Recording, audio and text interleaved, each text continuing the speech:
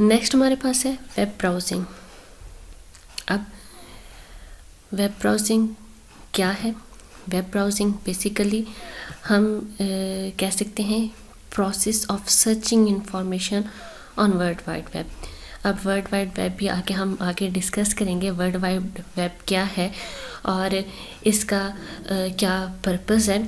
Basically websites, world wide web या website simply हम search करने के लिए जो यूज़ करते हैं वो हमारे पास वेब ब्राउज़र्स होते हैं। यानी आपने किसी भी किस्म की वेबसाइट को सर्च करना है, किसी भी किस्म की वेबसाइट को एक्सेस करना है, तो उसके लिए आप क्या करेंगे? सॉफ्टवेयर यूज़ करेंगे जो कि कहलाता है वेब ब्राउज़र। और ये पूरा सर्चिंग प्रोसेस क्या कहलाएगा? ये कहलाएगा वेब ब्राउजिंग। ठीक है। A web act as an interface between user and internet. एक ऐसी साइट जो यूज़र और इंटरनेट के दरमियान में कम्युनिकेट करवाती है। ठीक है। जैसे फॉर एग्जांपल आपने कोई वेबसाइट एक्सेस करनी हो, आपने फॉर एग्जांपल यूट्यूब ओपन करनी है, तो आप क्या करते हैं? आप गूगल क्रोम पे जाते हैं, वहाँ पे youtube.com लिखते हैं, सर्च करते हैं और यूट्यूब आपके पास ओपन हो जाती है। तो गूगल क्रोम जो आपके पास क्या है, ये इंटरफेस है जिसने आपको एक वेबसाइट एक्सेस करके दी। इसी गूगल क्रोम पे आप किसी भी वेबसाइट का नेम देंगे, वो वेबसाइट आपके पास ओपन हो जाएगी। तो बेसिकली गूगल क्रोम क्या हुआ? वेब ब्राउज़र हुआ जो आपको वेबसाइट्स ब्राउज करके दे रहा है। It can display text and graphics. ये हमारे पास बेसिकली ग्राफिक्स टेक्स्ट फॉर्म में कोई भी डाटा आपको शो कर सकता है। आप जिस किस्म की वेबसाइट यहाँ पे सर्च करेंगे, उस रिलेटेड जो वेबसाइट आपने सर्च की डिमांड की है, वो वेबसाइट आपकी ओपन हो जाती है। आप जब रिक्वेस्ट करते हैं, for example Google Chrome open किया, एक सर्च बार आती है, उस सर्च बार में आपने वेबसाइट का नेम लिखा, आपकी request with your IP address move करके जाएगी उस सर्वर पे जहाँ पे वो वेबसाइट मौजूद है। वो सर्वर उस रिक्वेस्ट को लेगा, फिर अपने पास देखेगा मेरे पास इस वेबसाइट का डाटा मौजूद है, वो उस वेबसाइट को उठाएगा और वो website send back to your IP address कर देगा। आपके आईपी एड्रेस पे उस वेबसाइट को वापस भेज दिया जाता है। फिर वो वेबसाइट आपके सिस्टम पे ओपन हो जाती है। पहले आपने रिक्वेस्ट की उसके नेम से, ठीक है, और फिर उस इंटरफेस पे वो वेबसाइट आपके पास ओपन हो गई। इस तरह से हम क्या कर सकते हैं? किसी भी किस्म की वेबसाइट हो, हम उसे एक्सेस कर सकते हैं। हम किसी भी किस्म की वेबसाइट को सर्च कर सकते हैं थ्रू वेब ब्राउज़र। कुछ पॉपुलर वेब ब्राउज़र्स हैं जैसे इंटरनेट एक्सप्लोरर। अगर आप विंडो ऑपरेटिंग सिस्टम यूज़ कर रहे हैं तो ये internet explorer window operating system का अपना ही एक वेब ब्राउज़र है जिसमें आप वेबसाइट्स को सर्च कर सकते हैं। Mozilla Firefox, Google Chrome, most common use होने वाला जो वेब ब्राउज़र है वो गूगल क्रोम है। इसके अलावा ऑपरा या सफारी वगैरह भी हमारे पास वेब ब्राउज़र्स हैं। अब इसी वेब ब्राउज़र्स में हमने देखा कि हम वर्ल्ड वाइड वेब्स को सर्च करते हैं जिसे कॉमनली हम www या वेब्स भी कहते हैं। अब ये वेब क्या है? वर्ल्ड वाइड वेब, जैसे वेब का नेम भी दिया जाता है। बेसिकली 1999 में यूरोपियन पार्टिकल फिजिक्स लेबॉर्ट्री के अंदर हमारे पास वेबसाइट्स या www प्रोटोकॉल्स के थ्रू वेबसाइट्स को डेवलप करना स्टार्ट किया गया था। Provides facility to publish information to internet. अगर हम इंटरनेट पे अपनी कोई चीज़ पब्लिश करना चाहते हैं तो हम थ्रू वेबसाइट उसे करते हैं। अब वेबसाइट में क्या होता है, जैसे फॉर एग्जांपल आपने कोई डॉक्यूमेंट बनाना हो तो उस डॉक्यूमेंट में आप कोई टाइटल पेज लगा देते हैं, फिर आप कोई अपनी इंफॉर्मेशन का पेज यानी आपका नेम, आपका address, phone number, email address लगा देते हैं। फिर आप उस डॉक्यूमेंट में पेज 1 पे कोई डाटा दे देंगे, पेज 2 पे डाटा, पेज 3 पे, फिर आप उन तमाम को कलेक्ट करके यानी इकट्ठा करके एक डॉक्यूमेंट फॉर्म में बना देते हैं। या आपको असाइनमेंट दी जाती है तो आप उस असाइनमेंट को भी इसी तरह से करते हैं। एक आपका टाइटल पेज होता है, दूसरा आपका पेज होगा जिस पे आपकी इन्फॉर्मेशन वगैरह होगी, थर्ड पेज पे आपका इसी तरह से डाटा होगा, फोर्थ पे कुछ पॉइंट होंगे, फिफ्थ पेज पे कुछ पॉइंट्स होंगे, और फिर आप कलेक्टिवली उस असाइनमेंट को सबमिट करवा देते हैं। इसी तरह से जब वेबसाइट बनाई जाती है तो वेबसाइट में भी डिफरेंट पेजेस होते हैं। हर एक पेज आपके पास क्या कहलाता है? वेब पेज कहलाता है। हर वेब पेज दूसरे वेब पेज के साथ कनेक्टेड होना चाहिए, यानी रिलेटेड इन्फॉर्मेशन हो। ऐसा ना हो एक पेज पे आपने एक और किस्म की इन्फॉर्मेशन डाल रखी है, दूसरे पेज पे एक और इन्फॉर्मेशन डाल दें। रिलेटेड इन्फॉर्मेशंस हों, और जब आप उन्हें इंटरलिंक कर देते हैं, कनेक्ट कर देते हैं, तो वो वेबसाइट बन जाती है। फिर आप किसी सर्वर के थ्रू उस वेबसाइट को पब्लिश कर देते हैं, तो फिर आपके पास वो वेबसाइट हर पर्सन के लिए एक्सेसिबल होती है, कोई भी पर्सन उसे एक्सेस कर सकता है। वेबसाइट्स डेवलप करने के लिए हम HTML को यूज़ करते हैं। HTML हमारे पास एक हम कह सकते हैं किस्म की लैंग्वेज है जिसमें वेबसाइट्स बनाई जाती हैं।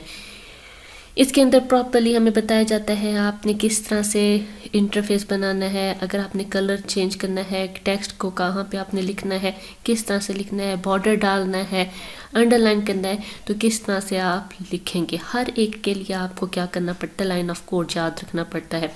और वेबसाइट्स हमारे पास ये आपके लिए ना MCQs में इंपॉर्टेंट है, आपसे पूछा जा सकता है HTML क्या है, ठीक है। हाइपरलिंक्स हम यूज़ करते हैं वेब पेजेस को एक दूसरे के साथ कनेक्ट करने के लिए, ठीक है। वेब पेजेस के लिए हम जो प्रोटोकॉल यूज़ करते हैं, यानी कम्युनिकेशन प्रोटोकॉल, ताकि वो वेबसाइट दूसरों के साथ कम्युनिकेट हो सके, वो प्रोटोकॉल हम HTTP hypertext transfer protocol use करते हैं। HTML हाइपरटेक्स्ट मार्कअप लैंग्वेज होती है, ये आपसे एब्रीवेशंस पूछी जा सकती हैं। तो हम वेबसाइट को बनाने के लिए जो लैंग्वेज यूज़ करेंगे, hypertext markup language HTML। Links, उन पेजेस को कनेक्ट करने के लिए हाइपरलिंक्स होंगे। Protocols HTTP hypertext transfer protocol use होगा। एक सिंगल पेज वेब पेज कहलाएगा। Collection of related pages website कहलाएगी। और इसी तरह से जब आप वेबसाइट को बना लेते हैं तो फिर आप उसे किसी भी स्पेसिफिक सर्वर के ऊपर पब्लिश कर देते हैं, और फिर वो वेबसाइट हर पर्सन के लिए एक्सेसिबल होती है। आपको उसका स्पेसिफिक एक URL दिया जाएगा, और फिर उस URL के थ्रू या उस DNS के थ्रू, उसके डोमेन नेम के थ्रू, उसके IP एड्रेस के थ्रू आप उस वेबसाइट को एक्सेस कर सकते हैं। इसके बाद नेक्स्ट हमारे पास टॉपिक है URL। URL stands for uniform resource locator, ठीक है। URL stands for uniform resource locator. ये बेसिकली हमारे पास एक वेब एड्रेस होता है। अब जैसे मैंने आपको बताया कि हमारे पास वेबसाइट में हम एक पेज बनाते हैं, वो पेज हम किसी तरह से, जैसे फॉर एग्जांपल आप MS वर्ड में कोई आपने पेज बनाया तो आप उसे सेव करेंगे, ठीक है। किसी फोल्डर में, किसी डायरेक्टरी में आप किसी नेम से उसे सेव करते हैं। फिर अगर आप उसे ओपन करना चाहें तो आप उसे ओपन किस तरह से करते हैं, आप उस फोल्डर में जाएं, आपके पास उस फोल्डर में उस नेम को आप ओपन करेंगे तो वो पेज आपके पास ओपन हो जाता है।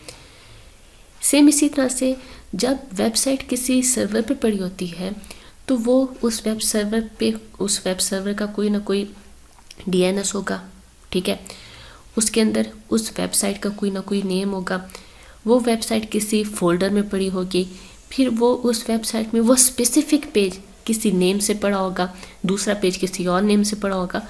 तो हर एक पेज उस सर्वर के अंदर, फोल्डर्स के अंदर स्पेसिफिकली डीपली किसी एक अंदर लोकेशन पे बहुत अंदर करके पड़ा है, और हमने उसे एक्सेस करना है।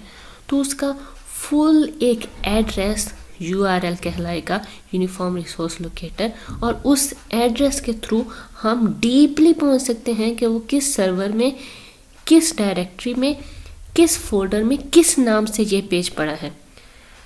तो ये जो हमारे पास उसका एक प्रॉपर एड्रेस होता है, ये प्रॉपर एड्रेस URL कहलाता है। अब इसमें हर डॉक्यूमेंट यानी हर वेब पेज का एक यूनिक एड्रेस होगा। हमने पहले तो देखा ना, कलेक्टिवली हमारे पास सर्वर्स होते हैं, उनके IP एड्रेसेस या डोमेन नेम होते हैं। तो उन वेबसाइट्स के अंदर भी फिर हमारे पास collection of documents, collection of web pages हैं, और हर एक वेब पेज का एक स्पेसिफिक URL होगा। URL में हमारे पास डिफरेंट पोर्शंस होते हैं। अगर हम पूरे URL की बात करें तो वो इस तरह से URL शो होता है, ठीक है। इसमें बेसिक पोर्शन सबसे पहले आप देखें HTTP, और अभी मैंने इसको डिस्कस किया है HTTP hyper text transfer protocol. आपने वेब पेजेस की इंफॉर्मेशन को शेयर करना है एक्सचेंज करना है तो कम्युनिकेशन प्रोटोकॉल आप इसमें यूज़ करते हैं। यूआरएल में उस स्पेसिफिक पेज को स्टार्ट किससे करेंगे, उस प्रोटोकॉल से कि ये एक ऐसा वेब पेज है जो इन्फॉर्मेशन शेयर करने के लिए बनाया गया है, तो हम HTTP उसके लिए यूज़ करेंगे।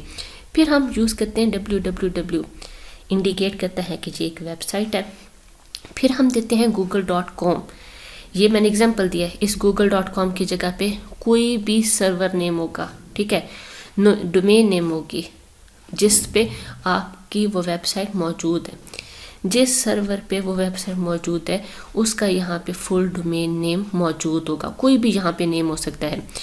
फिर नेक्स्ट पोर्शन आता है सर्विसेज का, यानी उस सर्वर के ऊपर डिफरेंट फोल्डर्स होंगे, उन फोल्डर्स के अंदर वो वेबसाइट पड़ी होगी, तो जो स्पेसिफिक फोल्डर मौजूद है उस फोल्डर का नेम यहाँ पे होता है। यानी सर्वर पे कोई फोल्डर था, ABC फोल्डर, हम स्पेसिफिक मतलब फॉर एग्जांपल हम ले लेते हैं ABC, तो यहाँ पे ABC होगा। उस ABC में पेज का नेम इंडेक्स था, तो इंडेक्स यहाँ पे नेम उस पेज का शो होने लग जाएगा। तो इस तरह से एक फुल एड्रेस में, एक URL में ये पोर्शंस इंक्लूड होते हैं, ठीक है। हमारे पास HTTP प्रोटोकॉल है। फिर उसके बाद नेक्स्ट पोर्शन किसका होगा, हमारे सर्वर का डोमेन नेम होगा। फिर उसके बाद थर्ड पोर्शन किसका होगा, डायरेक्टरी का होगा, यानी उस फोल्डर का नेम होगा जहाँ पे वो वेबसाइट पर है, जिस वेबसाइट को एक्सेस किया जा रहा है। और फिर फिफ्थ पोर्शन कौन सा होगा, नेम ऑफ डॉक्यूमेंट होगा, जिस नेम से वो वेब पेज वहाँ पे उस फोल्डर में सेव है। इंडेक्स के नाम से है, होम पेज के नाम से है, कॉन्टैक्ट के नाम से है, और एंड पे .html क्या शो कर रहा है कि वेब पेज है, वेब पेज की एक्सटेंशन HTML होती है, ठीक है, हाइपर टेक्स्ट मार्कअप लैंग्वेज, यानी कि ये एक वेब पेज है। जैसे हमारे पास हम MS वर्ड के अंदर कोई डॉक्यूमेंट बनाते हैं ना, तो उसकी एक्सटेंशन .doc होती है, कोई इमेज हो तो उसकी .ping होती है, तो वो एक्सटेंशन बताती है कि ये किस किस्म का डॉक्यूमेंट है। इसी तरह से .html बता रहा है कि ये एक वेब पेज है। ये एक वेब पेज है जो इस फोल्डर में, इस सर्वर पे मौजूद है। इससे हम स्पेसिफिकली किसी भी सर्वर के अंदर, उस फोल्डर के अंदर उस वेब पेज को एक्सेस कर सकते हैं।